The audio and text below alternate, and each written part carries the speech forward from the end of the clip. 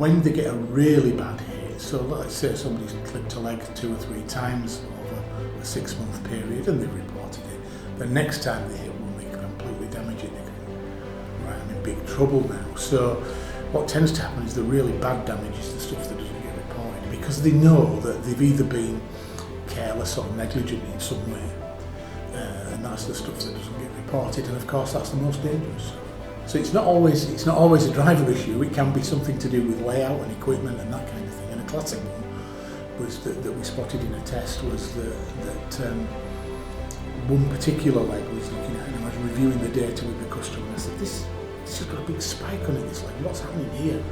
And they'd been checking it and they're finding no damage, but when we looked, what was happening is that somebody had placed some recycle bins close to towards the end of the rack, and placed some recycle bins there, which were restricting the movement of the forklift truck, and sort of spoiling, difficult access, and that was causing a problem. So they moved the recycle bins, put some protection against the rack end, put a barrier in there, problem solved.